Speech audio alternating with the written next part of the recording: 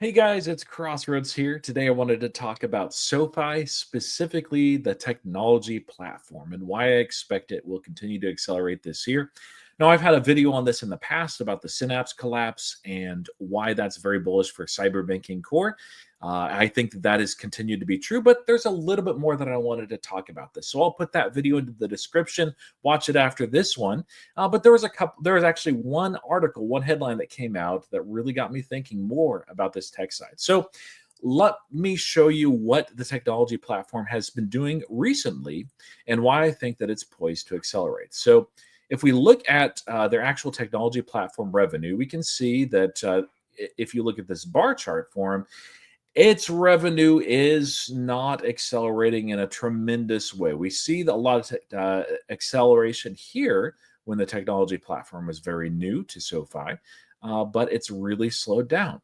Let's look at their investor presentation, and this may be a little bit hard to see, but you can see the technology platform segment revenue. And we look here, it's a little bit of over 102 million. It's a good for a little bit above 13% revenue growth year over year. Definitely not fantastic, especially for a software product and a technology product as well. Some have questioned and wondered why SoFi hasn't been getting tech or SaaS multiples. That's one of the reasons why. And when analysts look at the technology platform, largely they ignore it completely, or they say, well, it's good for SoFi's margins, which it certainly is. But until they actually see real adoption and real growth in this segment, they tend to discount it or even not include it in their valuation of SoFi at all. Now, SoFi is getting a little bit of a premium. Part of that reason is, of course, because of headlines like this one. Came out this week. SoFi and PGIM Fixed Income announced a 525 million securitization agreement, and so essentially, this is the loan platform or the lending platform for SoFi, working very, very well with these partnerships. This isn't even a very major one as far as revenue. I know 525 million sounds like a lot, but the amount that SoFi makes off of that isn't a considerable amount. It's not a trajectory altering amount, but it's just showcasing that their lending platform and financial services platforms are growing and growing very, very well. I expect that they're going to outgrow the tech platform this year.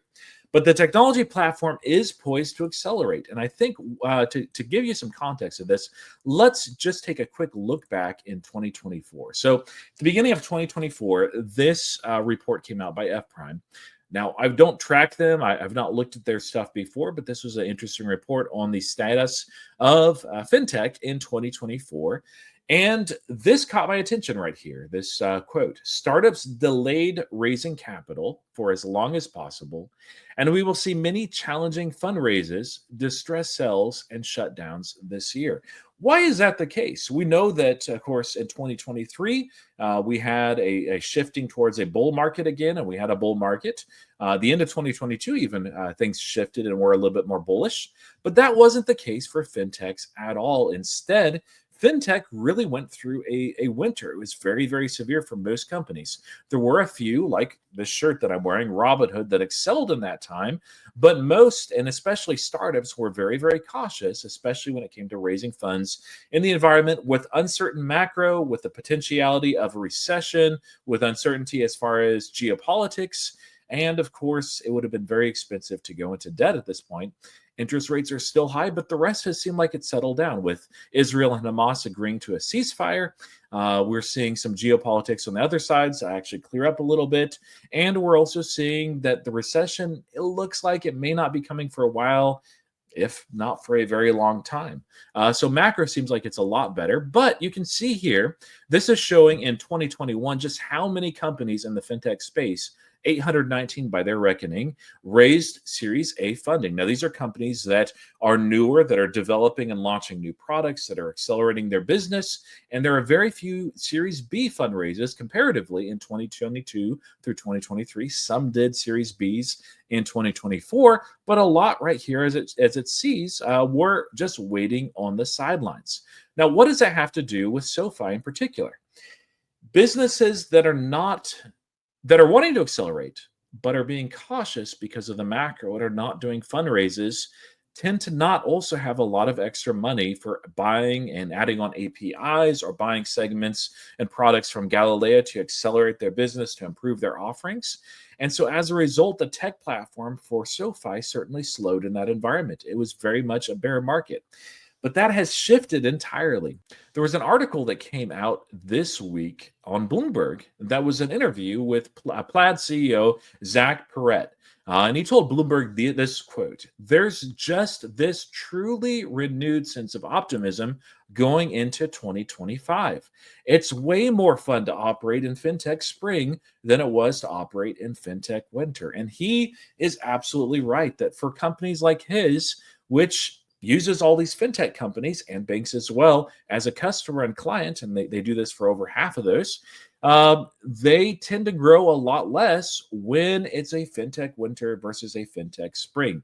Now, with spring, expect a lot of fintech startups entering the space. Expect a lot of these that had Series A or Series B funding to also look to offer a little bit more on the product side or better products to their customers and consumers and accelerate that side of their business. And some certainly will look to Galileo, to SoFi's tech platform, to be able to back end a lot of that technology and actually accelerate. This is one of those times where those tremendous this is one of those times when those tremendous headwinds are now shifting to tailwinds. And so, myself as a SoFi investor, I really do think the tech platform will reaccelerate. We might even see 30% year over year growth since the comps are not particularly that egregious, especially if we land one of those large top five banks. Although I'm not banking on that personally. For myself, as long as I'm seeing acceleration to at least 25% growth this year, I think that that's fine. We could do better as well. I'll only be concerned as an investor if this whole year, where I see very, very good tailwinds from both the Synapse collapse, the changing and improving macro, and certainly this fintech spring, as being very bullish for the tech platform. If we see 13% year over year growth at this time next year in the tech platform, I'll have some concerns. But right now, I'm more excited than anything. I think SoFi will continue to do well. Of course, the stock itself has done very well this week, and I think it will continue to be one of those outperformers all the way through this week. However, just to wrap things up, lending will accelerate, and it is accelerating. Financial services as well. And remember, a large amount of that lending platform revenue is going into financial services. But don't count out the SoFi technology platform. It's growing. I think this is a great opportunity, and pay attention to it, especially what they say in quarter four when they post us guidance for this next year. It'll be interesting. I don't think that they're going to see technology platform as much of a laggard compared to the others. So strap in. Thank you for watching. Thank you for commenting and subscribing. As always, happy investing.